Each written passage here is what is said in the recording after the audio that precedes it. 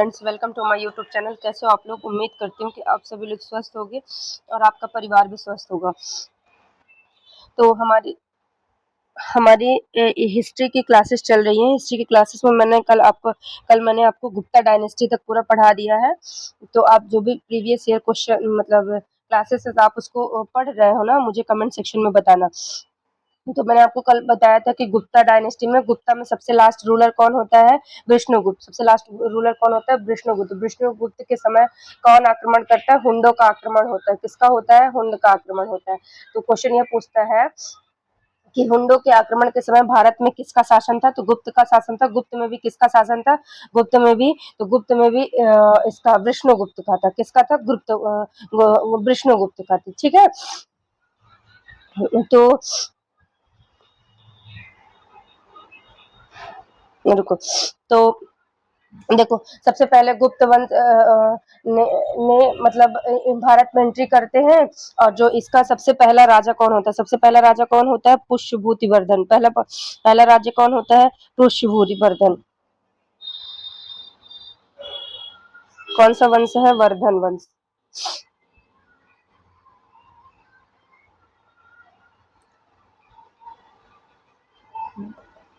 वर्धन वंश। इसमें ये कौन आए थे? हुंडों का आक्रमण, इसी को बोलते हैं हुंड आक्रमण। ठीक है। ये गुप्त वंश को इन्होंने गुप्त वंश को इन्होंने क्या किया था? ये मैंने बताया ना, गुप्त वंश में लास्ट रूलर कौन था?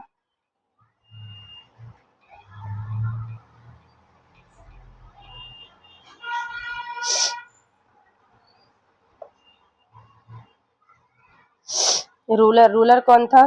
तो पुष्यभूतिवर्धन था। कौन था? गुप्त वंश नहीं, सॉरी, ये कौन था? तो विष्णुगुप्त था। कौन था?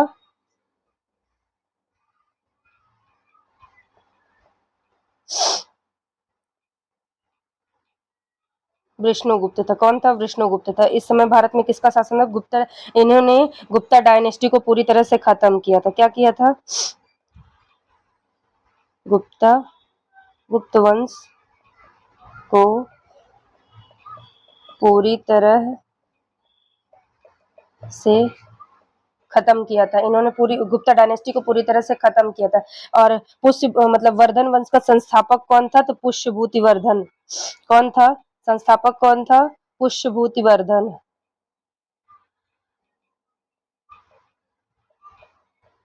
पुष्यभूति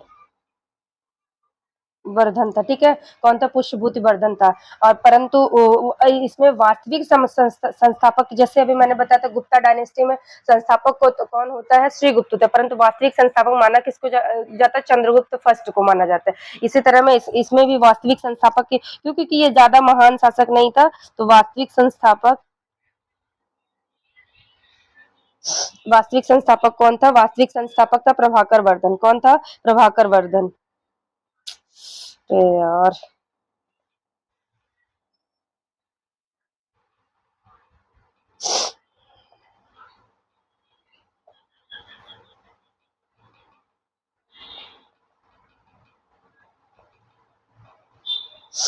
अरे इसको पता नहीं क्या हो जाता है।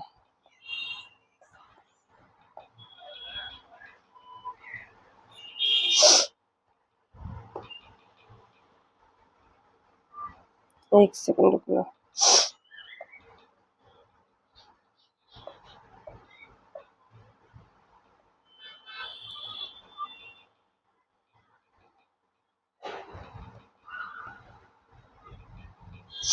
वास्तविक वास्तविक संस्थापक कौन होता है?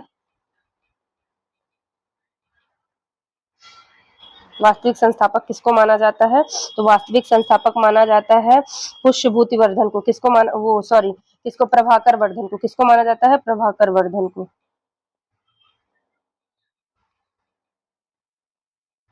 प्रभाकर वर्धन को। ठीक है। अब इसके ना प्रभाकर वर्धन की 3 संतान होती है। कौन कौन होती है? इसके कितने संतान थी? 3 संतानें थी। कौन कौन था? एक था राजश्री, एक था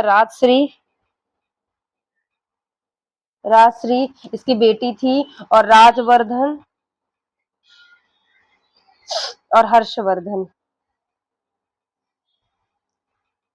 इसमें सबसे प्रतापी कौन होगा? तो प्रतापी होगा हर्षवर्धन। इसमें सबसे प्रतापी कौन होगा? सबसे प्रतापी होगा हर्षवर्धन। ठीक है, देखो राजश्री का विवाह किससे होता है? राजश्री, राजवर्धन, ये होता है, एक होता है हर्षवर्धन, सॉरी,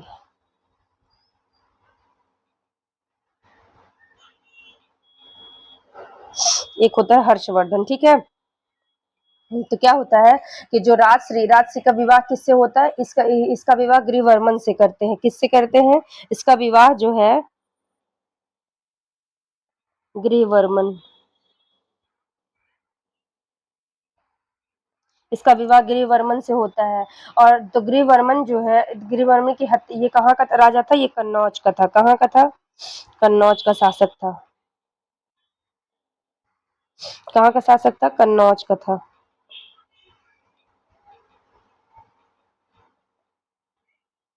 कन्नौज का शासक था। ठीक है। फिर परंतु इसकी हत्या कौन कर देता है? इसकी हत्या कौन कर देता है? देवगुप्त। मालवा का जो शासक रहता है वो इसकी हत्या कर देता है। देवगुप्त ने इसकी हत्या कर दी। क्योंकि मैंने बताया ना कि विष्णुगुप्त एक तरह से इसलिए गुप्ता डायनेस्टी को खत्म हो, तो एक वो जलन गुस्सा नहीं होता है, तो उस गुप्त वंश का जो शासक रहता है, कौन? देवगुप्त।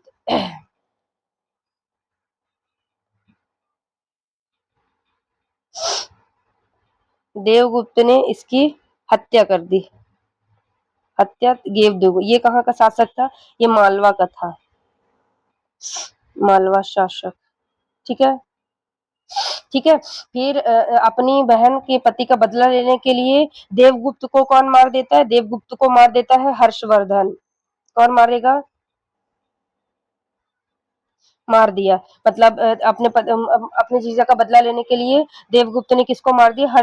उसको देवगुप्त को मारा। हर्षवर्धन ने किसको मार दिया? देवगुप्त को। ठीक है, देवगुप्त को। फिर जो इसका देवगुप्त का जो मित्र होता है शशांक, इसका मित्र कौन होता है? मित्र होता है शशांक। इसका मित्र जो है शशांक है, वो अपने मित्र का बदला लेने के लिए किसको मार देता है? इसने मार दिया हर्षवर्धन को, राजवर्धन को। किसको मार दिया? राजवर्धन को। ठीक है, अपने मित्र का बदला लेने के लिए किसने? शशांक ने मार दिया। क्या बोलते हैं किसको? राजवर्धन। ये कहाँ का शासक था? ये गौड़ वंश का शासक था। गौड़ वंश का शासक था। कौन से वंश का था? शासक था ये गौड़ वंश का। गौड़ कहाँ थे? ये थे गुजरात में, वो ओडिशा साइड थे। ये कहाँ थे? ओडिशा में। इसने अब फिर अपने भाई का बदला लेने के लिए इसको शशांक को कौन मारेगा? तो शशांक को कौन मार देगा? शशांक को मार देगा हर्षवर्धन। शशांक को किसने मार दिया? हर्षवर्धन ने शशांक को मार दिया। ठीक है, किसने मार दिया? शशांक को हर्षवर्धन ने मार दिया। ठीक है, और जो बौद्ध वृक्ष, क्वेश्चन एक आता है कि बौद्ध वृक्ष किसने कटवाया था? तो गौड़ वंश के शासक शशांक नहीं, गौड़ वंश ने क्या कटवाया था? बौद्धि वृक्ष।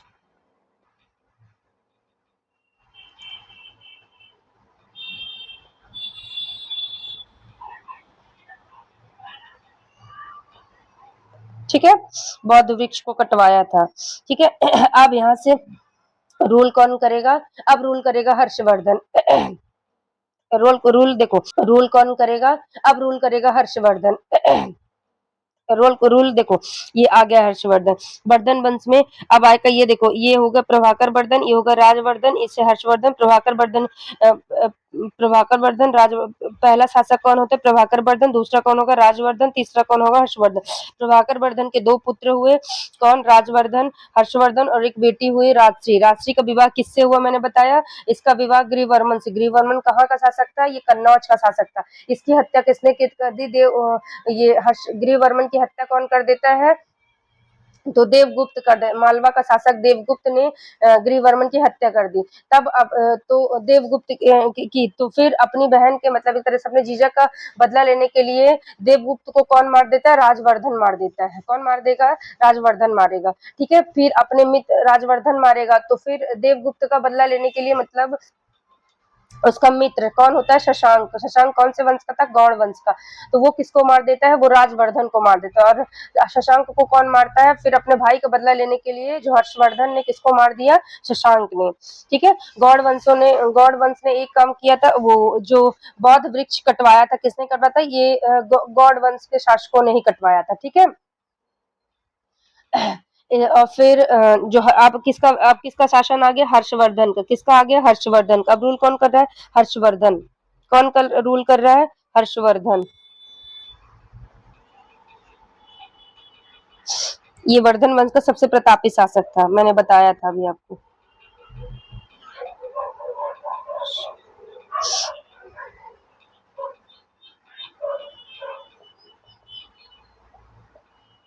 हर्षवर्धन। इसकी कैपिटल क्या थी? कैपिटल क्या थी? कन्नौज। कन्नौज। और कन्नौज से शासन किया। कन्नौज मालवा गौड़ को, जैसे वहां के राजकों को मार के अपने शासन में कन्नौज को मार दिया, मालवा को, गौड़ को इसने अपने, इसके दरबार में बाण भट्ट, कादम्बी, हर्षचरित, हर्षवर्धन, मतलब ये रहते थे। कौन कौन? बाण भट्ट और हर्षवर्धन। ठीक है। और मतलब सबसे फेमस लेखक कौन से थे? तो बाण भट्ट थे। कौन थे? बाण भट्ट थे।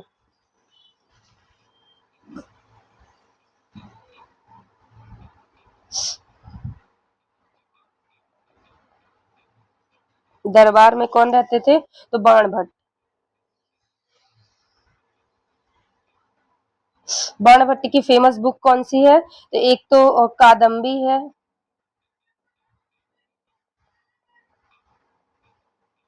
और एक है हर्षचरित। अरे,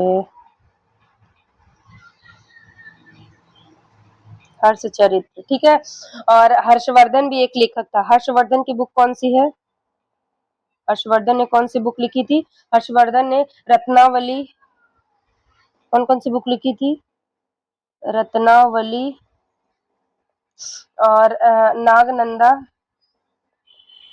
नागानंद, और प्रियदर्शिका।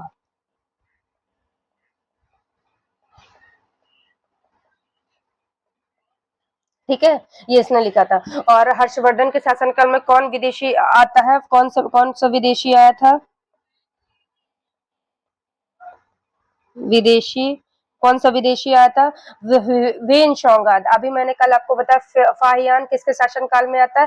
फाहियान आता है इसके क्या बोलते हैं, फाहियान किसके शासनकाल में आता है? तो चंद्रगुप्त द्वितीय विक्रमादित्य के शासनकाल में कौन विदेशी यात्रा? फाहियान आता है। अब फाहियान के और वेन सॉन्ग किसके शासनकाल में आता है? वेन सॉन्ग की किताब कौन सी है? फाहियान की कौन सी थी? फो क्यू की। अब वेन सॉन्ग की कौन सी थी? शी क्यू की। When song.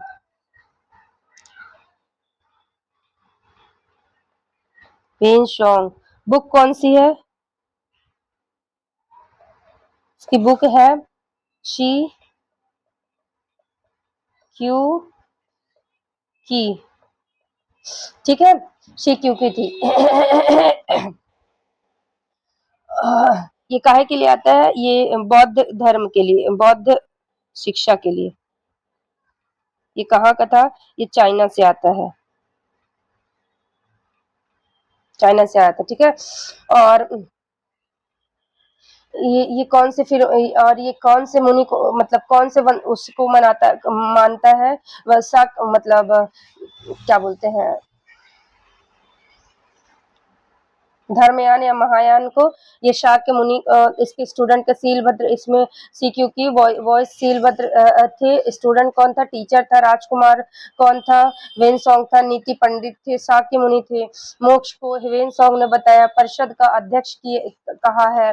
ठीक है। फिर नर्मदा नदी के तट पर नर्मदा नदी के तट पुलकेशिन द्वितीय को किसने हराया था?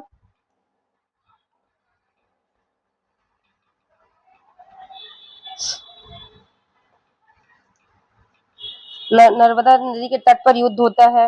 किसके किसके बीच होता है? तो किसके किसके बीच में? पुलकेशिन द्वितीय और हर्षवर्धन के बीच में। इनका एक डिसाइड था कि तुम नर्मदा नदी को पार नहीं करोगे। तो नर्मदा नदी के पार उधर हर्षवर्धन शासन करता था, नर्मदा नदी के साउथ में पुलकेशिन करता था। ठीक है। तो पुलकेशिन को किसने हराया था? तो हर्षवर्धन द्वितीय ने हराया था।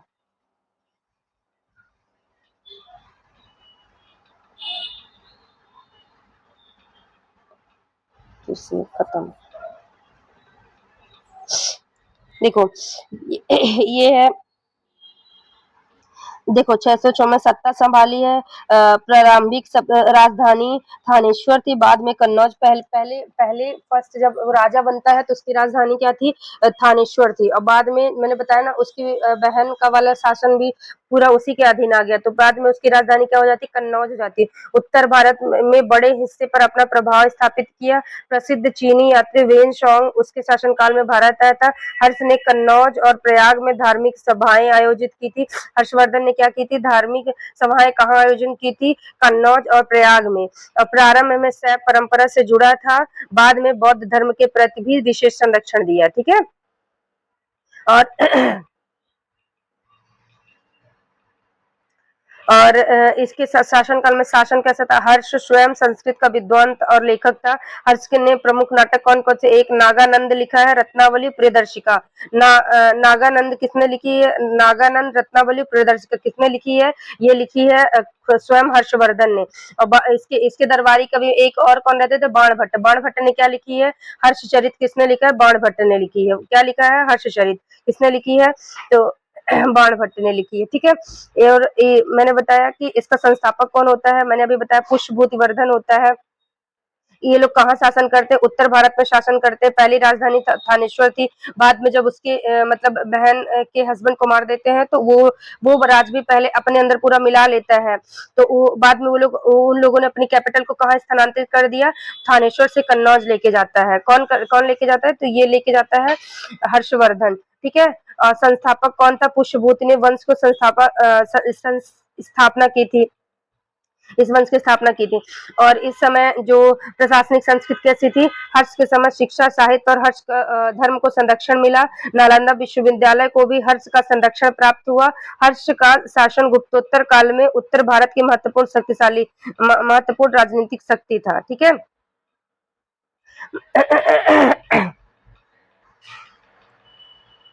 देखो याद रखने, वही पहला वर्धन वंश है। वर्धन में पुष्पभूति वर्धन आएगा। फिर राजधानी कौन सी? पहले थानेश्वर, बाद में कन्नौज। कन्नौज में कौन शासन करता है? हर्षवर्धन करता है। इसके शासनकाल में कौन आया था? वेन सॉन्ग आया था। और दरबारी कवि कौन थे? बाणभट्ट थे। कौन थे दरबारी कवि? कौन थे? बाणभट्ट थे। इसके और पुलकेशिन द्वितीय के बीच में कौन सा युद्ध होता है? नर्मदा नदी के तट पर होता है। नर्मदा नदी के तट पर युद्ध होता है। इसमें जीत किसकी होती है? इसमें जीत होती है इसमें जीत किसकी होती है? जीत होती है पुलकेशिन द्वितीय की। क्योंकि ये लोग एक डिसाइड किए रहते हैं कि नर्मदा नदी के उत्तर में पूरा हर्षवर्धन राज करेगा, उसके दक्षिण में ये पुलकेशिन का चालुक्य वंश शासन करेगा। परंतु जब वो नर्मदा नदी को पार करता है, इसीलिए वहां पास इन दोनों के बीच में युद्ध होता है। इसकी जानकारी हमें कहाँ से मिलती है? तो एरोहर अभिलेख से मिलती है। एहोर अभिलेख से मिलती। कहाँ से इसकी जानकारी मिलती है? एहोर अभिलेख से इसकी जानकारी हमें मिलती है। ठीक है। और हर्षवर्धन ने कौन सी उपाधि धारण की थी? शिलादित्य की उपाधि किसने धारण की थी? हर्षवर्धन ने। अपनी बहन को खोजा था आतिश दिवाकर की मदद से। किसकी मदद से अपनी बहन को खोजा था? आतिश दिवाकर की मदद से। मथुरा को सांस्कृतिक, इसने मथुरा को नो अपने सांस्कृतिक कैपिटल बनाया था। क्या बनाया था? इसने अपनी मथुरा को सांस्कृतिक कैपिटल बनाया था। और कुंभ मेला इसी काल में, कुंभ के जो मेला स्टार्ट हुआ था इसी के शासन काल में स्टार्ट, कुंभ का मेला इसी के शासन काल में स्टार्ट होता है। ठीक है। और वर्धन वंश का सबसे प्रतापी शासक होता है। और 647 ईस्वी में इसकी मृत्यु हो जाती है। इसकी कोई भी संतान नहीं थी। जब कोई संतान नहीं थी तो ये छोटे छोटे ना मतलब जब हर्षवर्धन के बाद छोटे छोटे ये सामंत में जो वर्धन वंश है वो छोटे छोटे सामंत में पूरी तरह से टूट जाता है। और इसमें छोटे छोटे शासन, छोटे छोटे जैसे आएगा अभी चालुक्य वंश आएगा, चौहान वंश आएगा, और क्या बोलते हैं चालुक्य वंश आएगा, और गौड़ वंश आएगा, गुर्जर प्रतिहार आएगा। तो ये सारे छोटे छोटे सामंत में टूट जाएगा। ठीक है। अगला है, इसके बाद किसका होता है? अब आते हैं, देखो दक्षिण भारत में अब आते हैं दक्षिण भारत। दक्षिण भारत में 3 संगम होते हैं। दक्षिण भारत की हमें सबसे पहले दक्षिण भारत में कितने संगम होते हैं? दक्षिण भारत में 3 संगम होते हैं। तो इन तीनों को होस्ट कौन करता है? मतलब इन तीनों की व्यवस्था कौन करता है? इन तीनों की व्यवस्था करता है पांडव वंश। कौन करता है? तीनों की व्यवस्था कौन करता है? तो पांड्यों ने किया था। किसने किया था? पांड्यों ने। व्यवस्था कौन करता है? पांड्य करते हैं। ठीक है, तीनों की व्यवस्था कहाँ कौन करता है? पांड्य करते हैं। ठीक है, तो पहली देखो 100 ईस्वी से लेकर 250 ईस्वी तक सम्मेलन हुआ, 3 संगम हुए, जिसमें पहला संगम कहाँ हुआ था? दक्षिण मदुरई में हुआ था। कहाँ हुआ था? दक्षिण मदुरई में होता है। इसके अध्यक्ष कौन थे? अगस्त ऋषि के। अगस्त ऋषि थे। कौन थे? अगस्त ऋषि थे।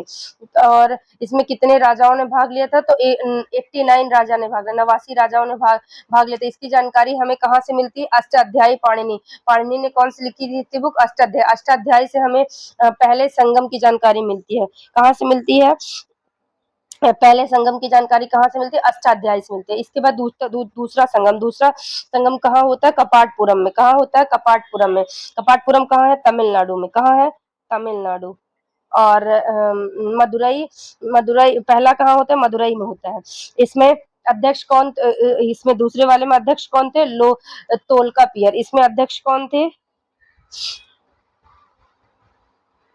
तोलकापियर।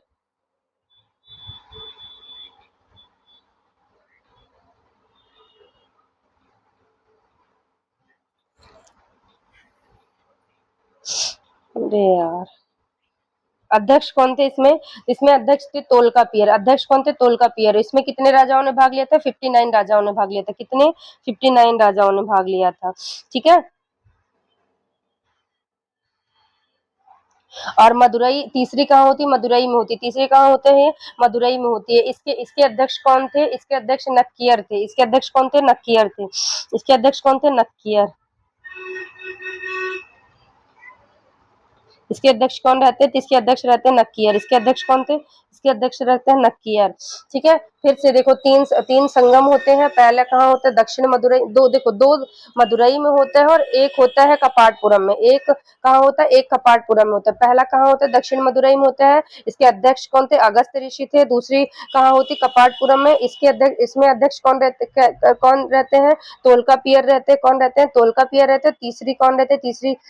तीसरी कौन थे? वो भी फिर से मदुरई में होती। इसमें अध्यक्ष कौन रहते? नक्कियर थे। इसमें अध्यक्ष कौन थे? नक्कियर थे।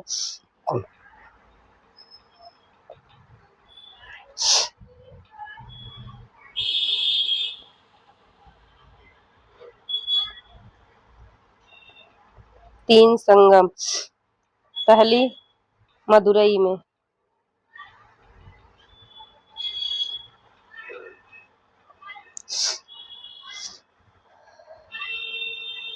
अध्यक्ष कौन थे? अगस्त ऋषि। कौन थे? इसमें कौन अध्यक्ष रहते हैं? इसमें थे अध्यक्ष अगस्त ऋषि।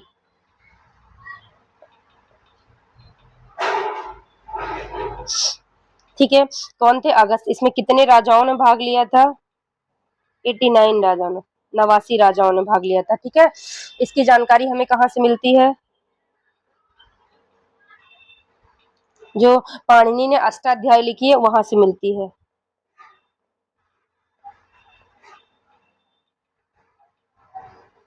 अष्टाध्यायी किसने लिखी है? पाणिनि ने। ठीक है, दूसरी कहाँ होती है? दूसरी होती है कपाटपुरम में। दूसरी कहाँ होती है? कपाटपुरम कहाँ है? तमिलनाडु में है।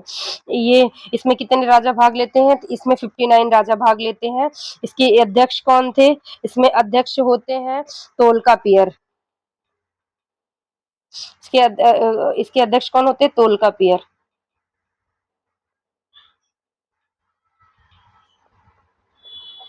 ठीक है, इसकी जानकारी हमें कहाँ से मिलती है?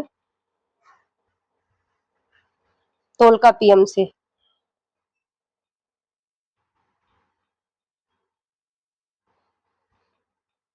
इसकी जानकारी हमें कहाँ से मिली? तोलकापियम से। तीसरी कहाँ होती है? तीसरी होती है मदुरई में।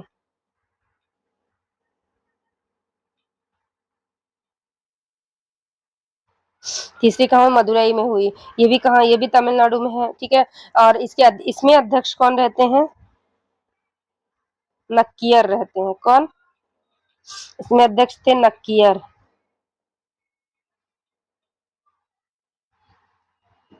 ठीक है। और इसमें कितने राजा भाग लेते हैं? 49 राजा। ठीक है। और तीनों राजाओं की तीनों संगमों की व्यवस्था, तीनों संगमों की व्यवस्था कौन करता है?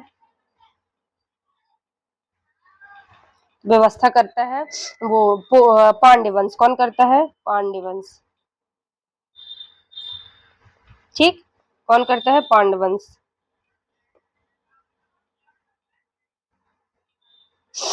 पहली कहाँ होती है? मदुरई में अध्यक्ष, दूसरी अध्यक्ष, तीसरी में अध्यक्ष। ठीक है। पहली मदुरई, दूसरी कपाटपुरम, तीसरी मदुरई। फर्स्ट मदुरई, दूसरी कपाटपुरम, तीसरी मदुरई। ठीक है।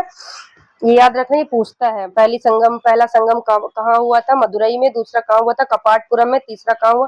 फिर से मदुरई में हुआ। ठीक है। पहले के में अध्यक्ष कौन थे? अगस्त्य ऋषि थे। और इसकी जानकारी हमें कहाँ से मिलती है? अष्टाध्यायी। अष्टाध्यायी किसने लिखा है? पाणिनि ने लिखा था। दूसरी कहाँ हुई थी? कपाटपुरम में। इसकी जानकारी हमें कहाँ से मिलती है? तोलकापियम से। तोलकापियम, इसमें अध्यक्ष कौन थे? तोलकापियर थे। ठीक है। और तोलकापियर ने ही तोलकापियम भी लिखी थी। तीसरी कहाँ होती? तीसरी फिर से मदुरई में होती है। इसमें अध्यक्ष कौन थे? नक्कियर थे। इसमें अध्यक्ष कौन थे? नक्कियर थे। और जो तीनों संगम होते हैं, तो इसकी एक तरह से पूरी व्यवस्था करने वाला कौन था? वो था पांडवंश। कौन सा था? पांडवंश। ठीक है। अब देखो, ये होता है एक वो, मतलब देखो यहाँ ये वाला पूरा वंश आता है, चोल, चेर और पांड्य। चोल, चेर, पांड्य शासन। इसमें साउथ में किसका शासन होता है? यही होता है पांड्य का। देखो,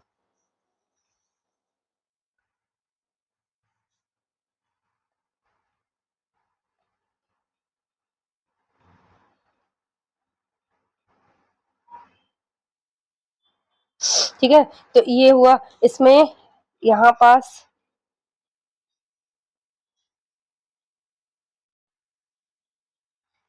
ये वाला भाग था, चेर यहाँ शासन कर रहे थे। और ये केरला वाला भाग में पांड्य शासन कर रहे थे। और इधर तमिलनाडु वाले भाग में कौन थे? यहाँ थे चोल। ठीक है। यहाँ चोला डायनेस्टी थी। चोल, पांड, चेर। इनका सिंबल क्या रहता है? क्वेश्चन ये पूछता है इनका सिंबल। तो चोल चोल का सिंबल क्या रहता है? बाघ। चोल का क्या था? बाघ।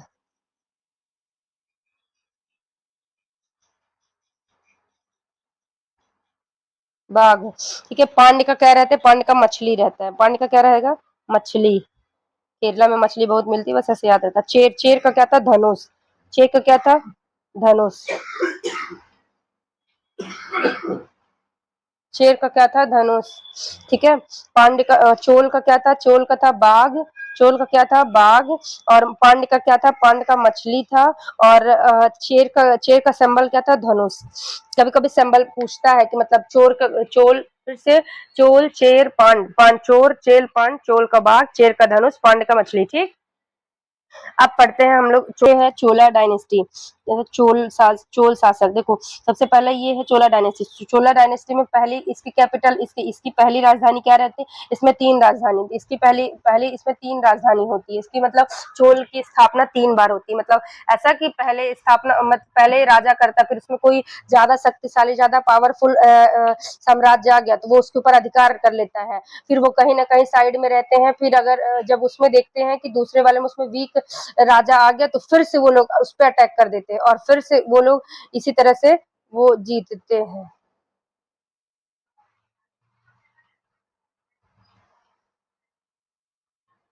क्या करते हैं? जीतते हैं। ठीक है। तो पहले में उसकी राजधानी क्या रहती है? पहले में चोल की राजधानी क्या थी? उरैयूर। क्या थी? उरैयूर थी।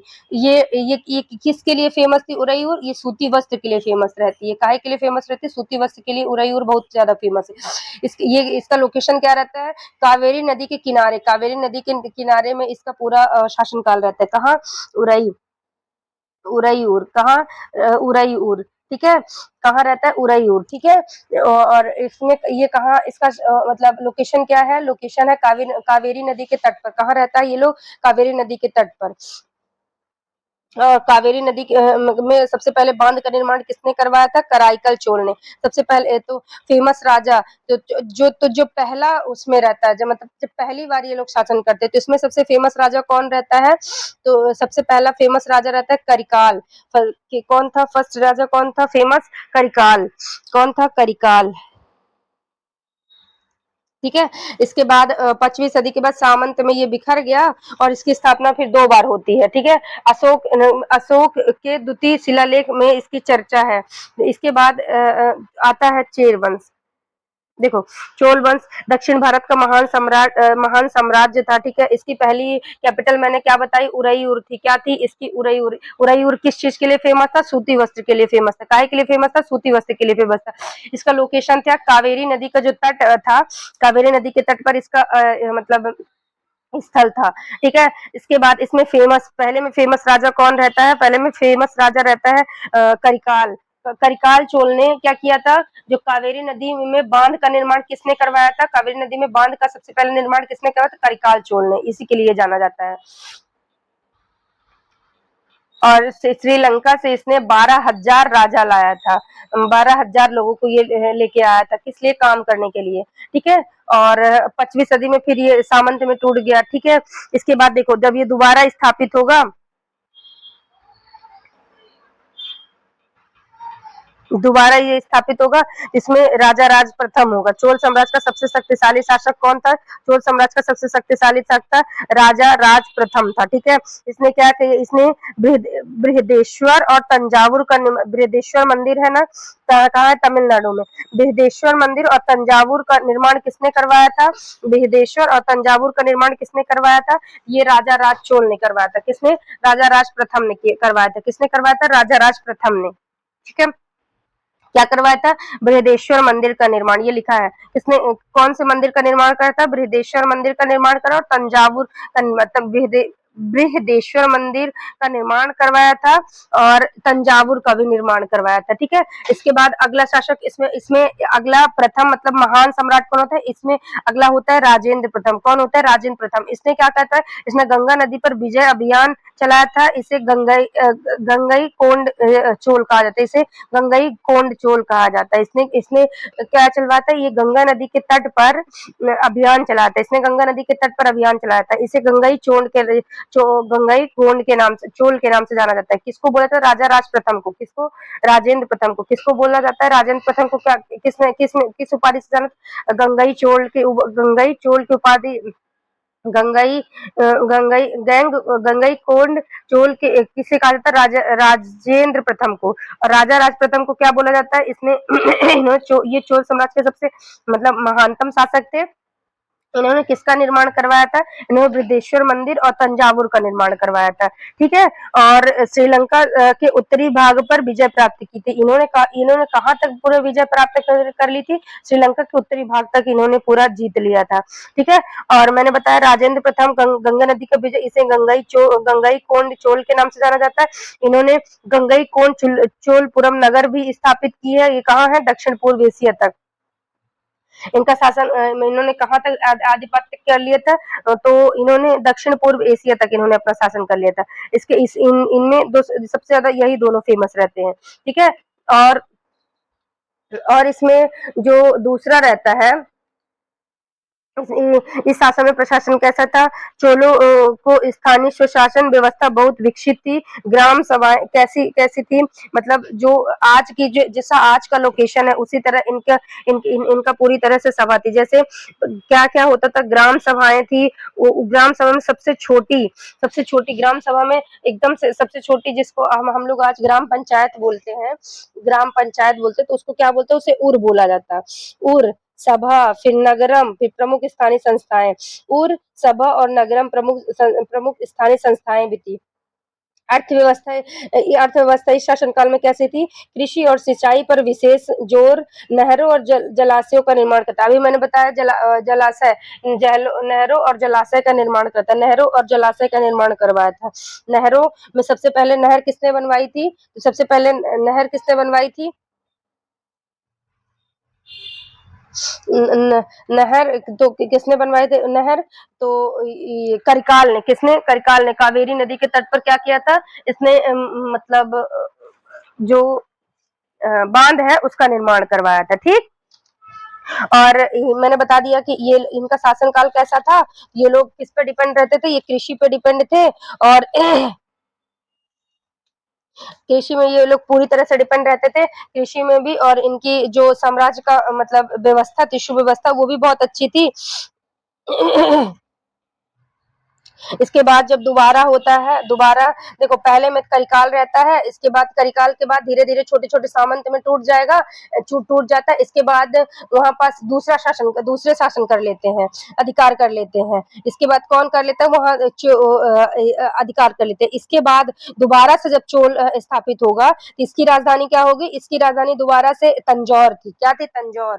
तो पहली राजधानी, ऐसे ये पूछता है, देखो यहाँ मैं लिख दे रही हूँ। चोल चोल वंश। ठीक है। फर्स्ट फर्स्ट में कैपिटल क्या थी? करिका वो उरईयुर थी। क्या थी? उरईयुर।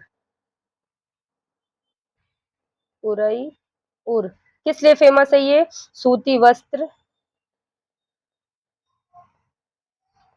वो सूती वस्त्र के लिए फेमस है। ठीक है, उरईयुर। इसमें फेमस राजा कौन था? कौन था? तो करिकाल था। कौन था? करिकाल। करिकाल ने क्या किया था? कावेरी नदी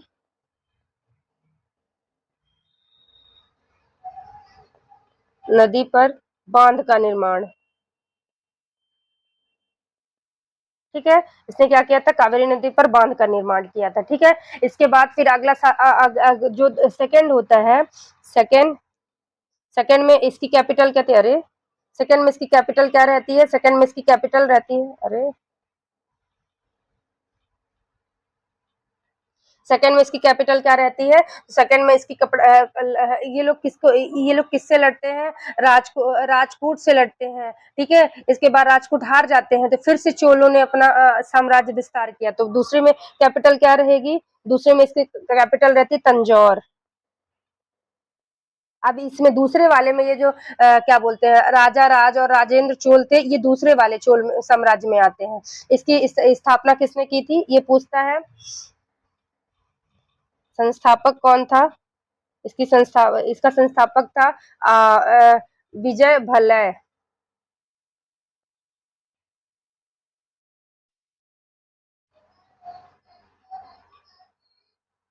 ठीक है। इसके बाद आदित्य फर्स्ट था, ये पल्लव वंश को अपराजित से हार जाता है।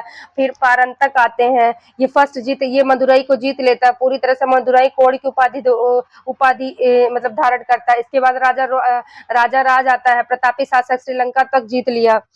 इसके बाद प्रतापी फेमस, इसमें भी लिख देती हूँ।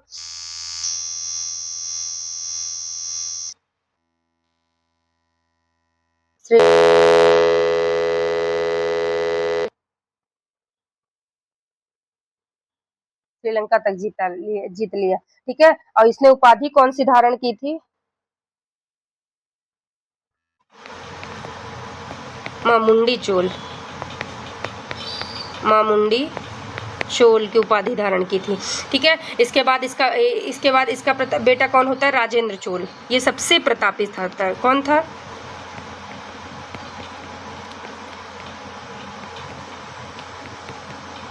राजेंद्र चोल। ये सबसे प्रतापी था।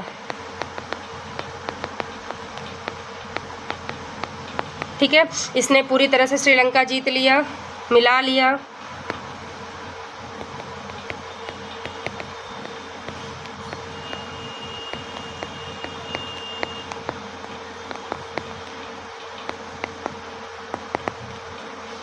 और इंडोनेशिया पर ही आक्रमण करता है, जिसमें सुमित्रा शैलेंद्र की बंगाल में पुरी पर आक्रमण करता है, और बंगाल में पुरी पर आक्रमण करता है, और गंगई कोड की उपाधि धारण करता है। इसने उपाधि कौन सी धारण की थी? गंगई कोड।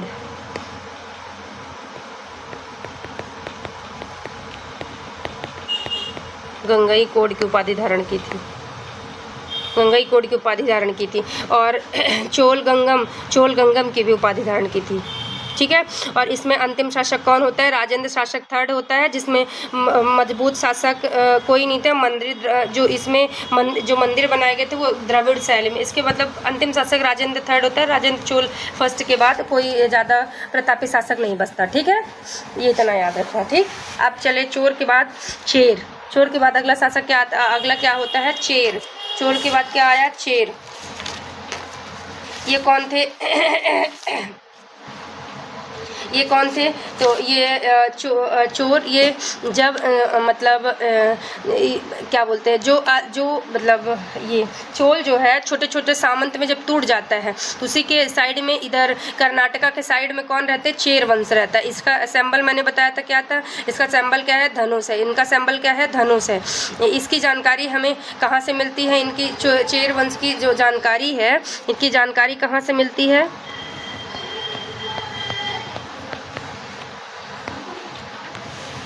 जानकारी हमें कहाँ से मिलती है?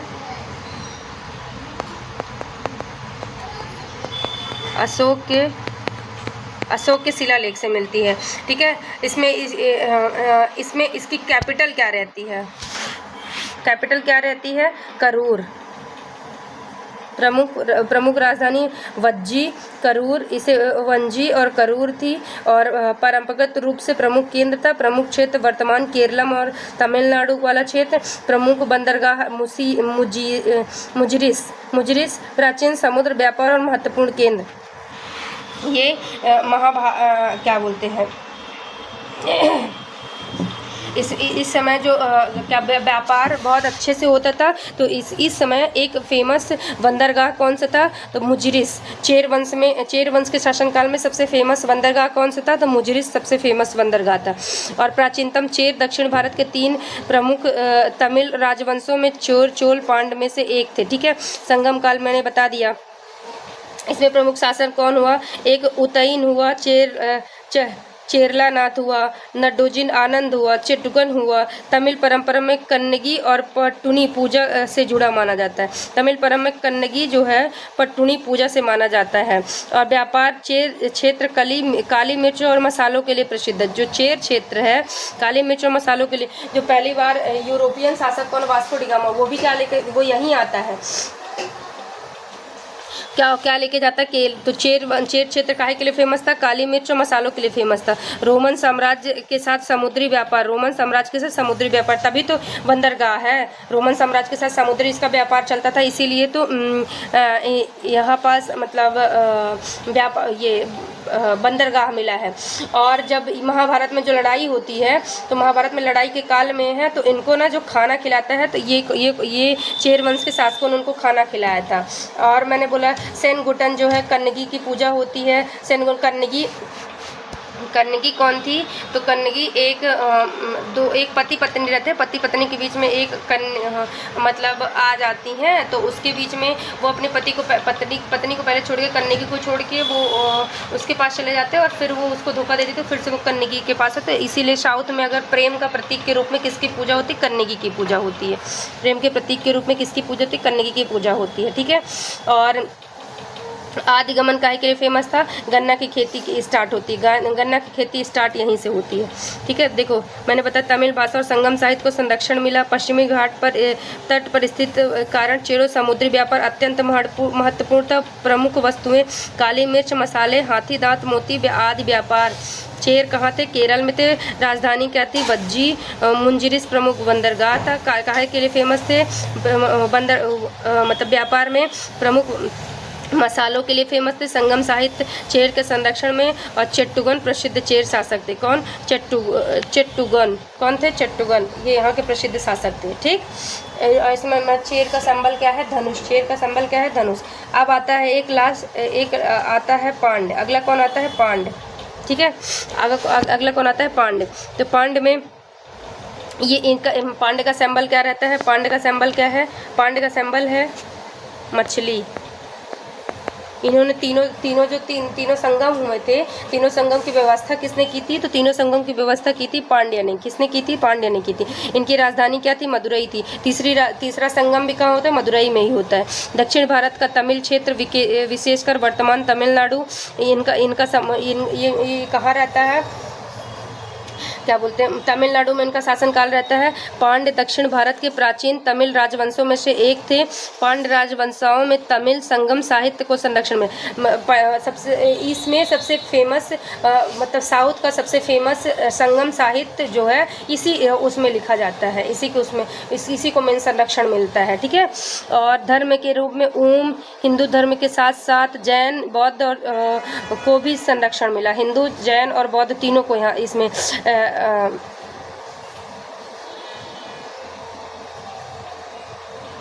फेमस।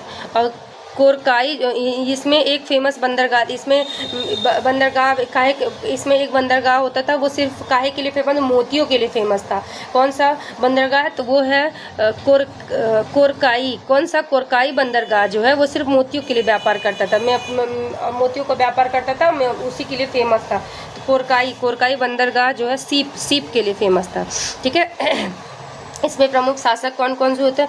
एक नेंडुजुलम सारे नेडियान थे। ठीक है। इसके बाद नेंडुजोलिम थे। कौन थे? नेंडुजोलिम थे। जटवर्मन सुंदरम थे पांड्य प्रथम इनके नाम से था। और एक मरवर्मन कुलशेखर प्रथम। कौन? कुलशेखर प्रथम। ठीक है। प्राचीन पांड्य शासक संगम साहित्य काल में प्रसिद्ध पांड्य साम्राज्य का विस्तार और शक्ति बढ़ाने पर वाला शासक, धर्म शक्ति और मंदिर निर्माण संरक्षण मतलब देने वाला शासक। कला और स्थापत्य इसका कैसा था? मंदिर निर्माण और तमिल संस्कृति के विकास में महत्वपूर्ण योगदान हुआ है। और तोलकापियम मतलब सबसे बड़ा कौन सा संगम? तमिलनाडु का सबसे बड़ा संगम साहित्य कौन सा है? तोलकापियम। कौन सा है? तोलकापियम। उसको मतलब संरक्षण मिला है। और राजधानी मैंने बता दी मदुरई। पांड्य शासन का प्रमुख राजनीतिक और सांस्कृतिक केंद्र क्या था? पांड्य शासक में जो इनका राजनीतिक और सांस्कृतिक कार्यक्रम का हेड क्वार्टर कहाँ होता? तो वो था मदुरई। चोलों से संबंध इनका किससे संबंध था? ये चोलों से संबंध था।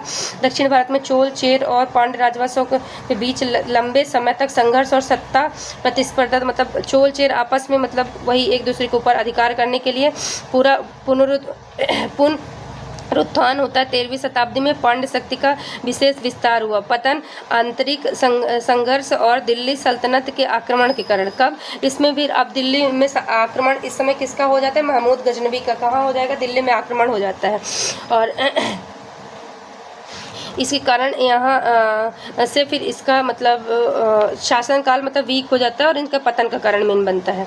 याद रखने। देखो, पांड्य का कैपिटल क्या थी? मदुरई। प्रमुख बंदरगाह था कोरकाई, मोती व्यापार के लिए फेमस थे। संगम साहित्य इसी वंश में लिखा गया था। कौन? संगम साहित्य के संरक्षक कौन है? वो अगर पूछे तो कौन है? पांड्य है। कौन है? पांड्य है। चलो मिलते हैं कल। सेशन अच्छा लगे तो प्लीज़ लाइक शेयर सब्सक्राइब करना। मिलते हैं कल। इसके आगे अभी और कल ये वाला सेशन पूरा कंप्लीट हो जाएगा। कल साउथ के पूरे अब छोटी छोटी डायनेस्टी बची है, बस उसमें से कुछ इंपॉर्टेंट मतलब ऐसे फैक्ट्स पूछता है।